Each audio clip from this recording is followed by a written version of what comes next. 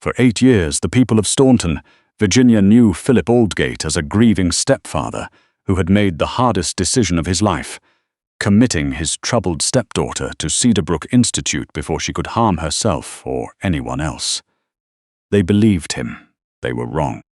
The Cedarbrook Institute for Behavioral Wellness sat on 11 acres of Blue Ridge foothills, surrounded by white oak trees and the kind of curated quiet that cost $200 a month. From the outside, it looked like a retreat. Ivy-covered brick, a koi pond near the front entrance, staff who wore civilian clothes instead of scrubs to ease what the brochure called the transition into healing. From the inside, it was a locked ward with a gift shop attached.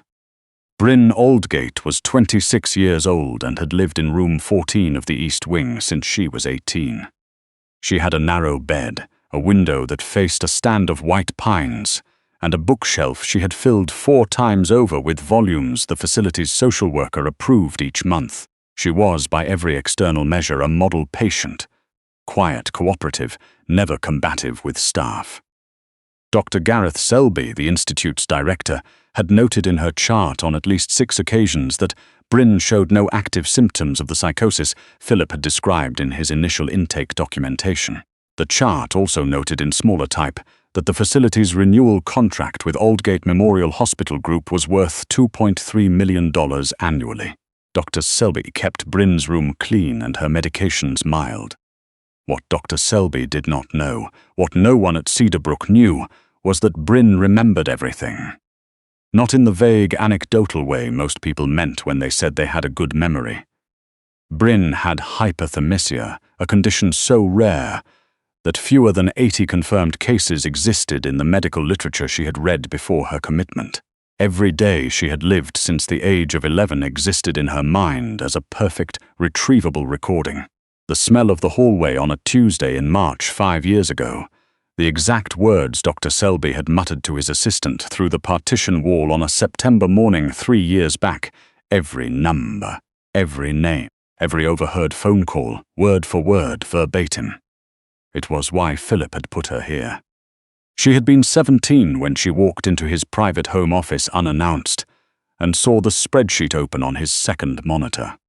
She had been too young to understand all of it then, but her mind had photographed it with perfect fidelity. By the time she was 20, studying nursing at UVA and learning the language of hospital billing codes and insurance adjudication, she understood everything she had seen.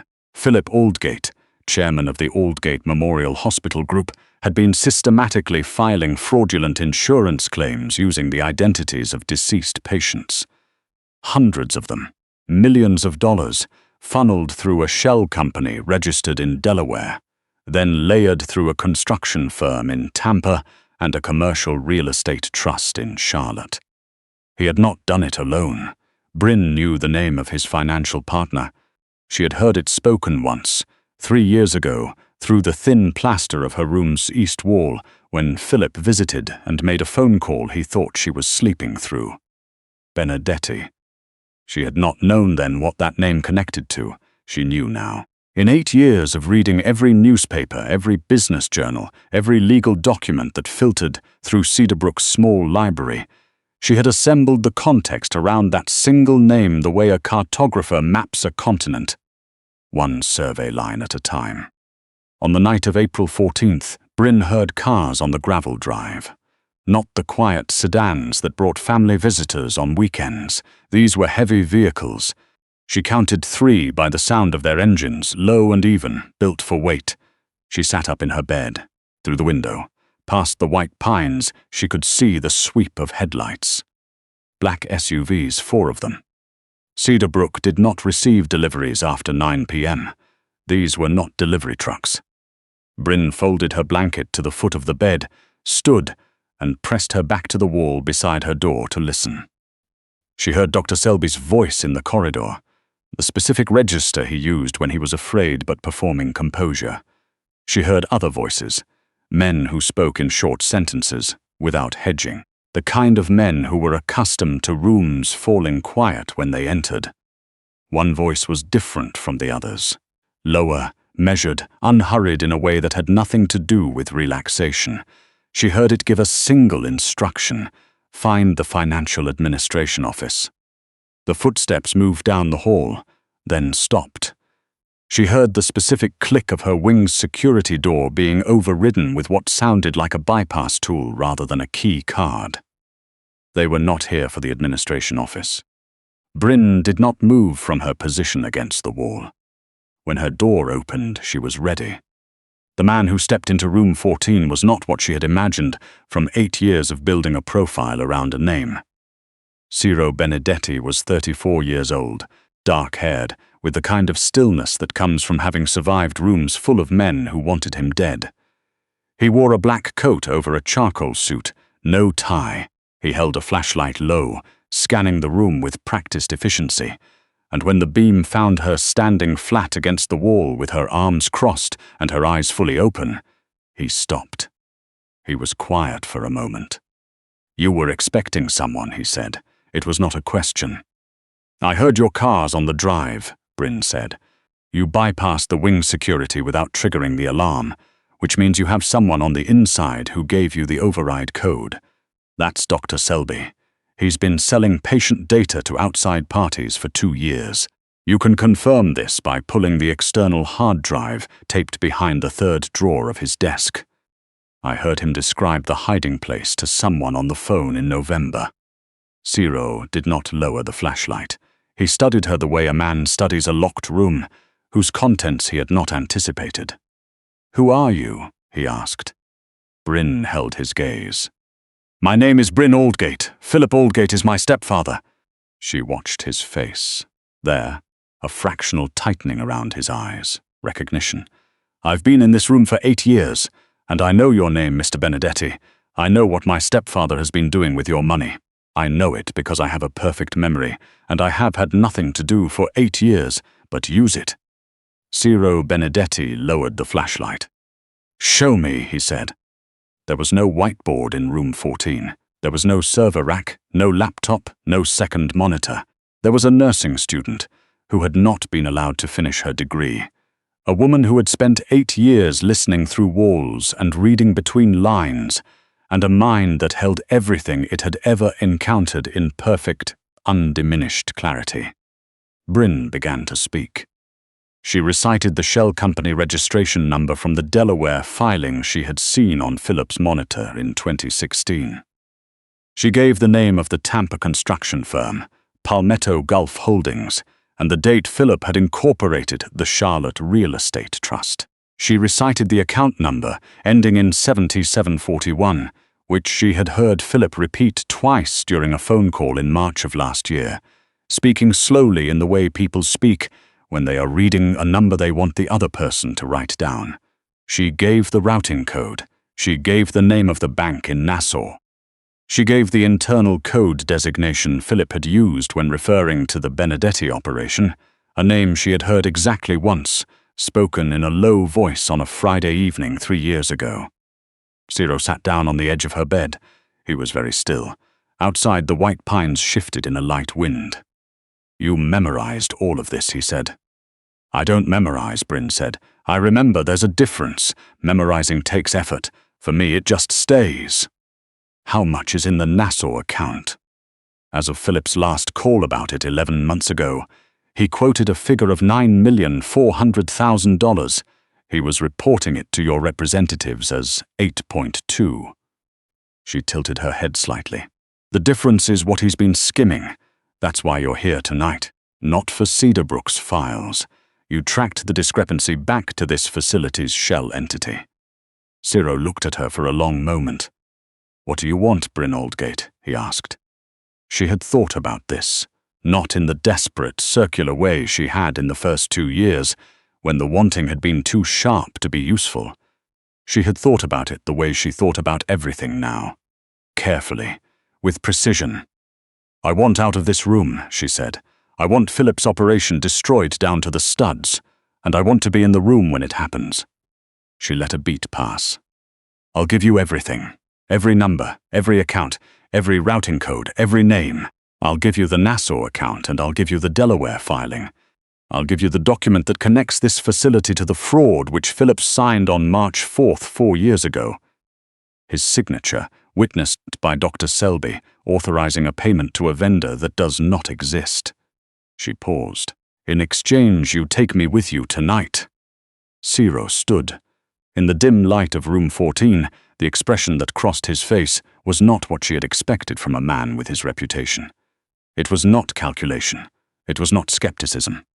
It was something that looked very briefly like recognition. "Get whatever you want to take," he said. There was nothing in room 14 that Brynn could not carry in her head. She put on her shoes. Phillip Aldgate was hosting a quarterly board dinner at the Blackwood Club, a private dining establishment in downtown Staunton that catered to a specific category of Virginia wealth, old enough to have portraits on the walls, new enough to have encrypted offshore accounts. 6 board members, 2 state health officials, who owed Phillip considerable favors, and the senior partner of the law firm that handled Aldgate Memorial's regulatory compliance. It was not the kind of room that expected interruption. Ciro Benedetti walked through the Blackwood Club's mahogany doors at 10:47 p.m. His 2 associates flanked him. They moved with the kind of ease that made the matron step aside without being asked. Behind them walked Brynn. She was wearing the same clothes she had worn all week in room 14. Dark jeans, a grey pullover, institution soft sneakers. Her hair was loose. She had not been in a room with more than 4 people at once in 8 years, and the noise of the dining room hit her like a physical pressure. The clink of stemware, the warmth of candlelight, the smell of food that had not come from an institutional kitchen. She breathed through it. She kept walking. She saw Phillip before he saw her. He was at the head of the table, wearing a navy suit with a pocket square she recognized from memory as the same one he'd worn to a hospital gala 4 years ago.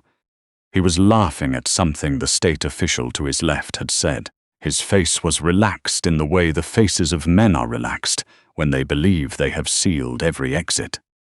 It was the health official who went quiet first, then the attorney. Then Phillip's gaze, following the ripple of silence around the table, reached the doorway. His hand pressed flat against his sternum. "Good evening, Phillip," Brynn said. For 3 seconds, Phillip Aldgate did not move. The color left his face in stages, the way it leaves a photograph left too long in the sun. He stood, his chair scraping back. "This woman is a patient. She is a psychiatric patient. She should not be. Someone contact Dr. Selby." "Dr. Selby is currently answering questions from Mr. Benedetti's associates," Brynn said, pulling out the nearest empty chair and sitting down. She folded her hands on the tablecloth. Around her, the board members watched in the rigid uncertainty of people who do not know which danger to orient toward. The hard drive behind his desk drawer has been retrieved. "I expect that's going to complicate his evening considerably. Account number ending in 7741, she said. Her voice was even. She was not performing calm. She simply was calm, in the deep structural way of someone who has spent years converting fear into information. Reading number 021000089. Nassau account registered to Aldgate Wellness Holdings LLC, incorporated in Delaware on June 12, 2019. Signatory, Phillip R. Aldgate. She looked at the attorney across the table. Your firm processed the incorporation documents, Mr. Dressler. I imagine you have a professional obligation you'll want to sort out before morning. The attorney set down his fork. As of 11 months ago, the Nassau account held $9,400,000, Brynn continued, looking back at Phillip. You reported 8.2 to Mr. Benedetti's people. The 1.2 million difference was routed to a personal account in Charlotte. She paused. I have that routing number as well, if anyone in this room would like it. Phillip slammed both palms on the table. The stemware jumped. She is delusional. She has been a psychiatric patient for 8 years. She's fabricating every word of this. Shell Company registration number 7734521B, Brynn said without raising her voice. Delaware Secretary of State filed June 2019. Tampa vendor entity, Palmetto Gulf Holdings. Charlotte Real Estate Trust. Harborview Asset Group, LLC, established February 2021. She looked at him directly, and for the first time in 8 years she did not look away first. "I saw those documents on your office monitor on a Saturday in October 2015, when I was 17 years old. I have remembered them every single day since, every number, every name, every line." The table was completely silent. Ciro stood at the edge of the room, watching with his hands clasped behind his back. He did not intervene. He watched Brynn Aldgate dismantle 8 years of carefully constructed fraud, with nothing but her voice and the contents of her own mind. And the expression on his face was the same one he'd had in the dim light of room 14. Phillip made one final attempt. He straightened, adjusted his jacket, and turned to Ciro with the desperate composure of a man trying to negotiate a car out of a ditch. "Benedetti, whatever this girl has told you, she cannot be a reliable source. She has a documented psychiatric history." "The March 4th agreement," Brynn said, witnessed by Dr. Gareth Selby. "Your signature, Phillip, authorizing a payment of $480,000 from the Cedarbrook facility operating account to a vendor identified as Sterling Health Consulting Group, which does not exist. You signed it in the small conference room on the 3rd floor of the Institute." Dr. Selby was standing by the window. She looked at him steadily. "You were wearing a green tie. You told Dr. Selby the transfer would clear by Friday." Phillip sat down. He didn't choose to. His legs simply gave the decision up. Ciro spoke then, for the first time since they had entered the room. His voice was entirely level. "An anonymous financial disclosure has already been filed with the Virginia Department of Health and the IRS Criminal Investigation Division," he said. "The documentation is detailed enough that they won't need additional time to build their case."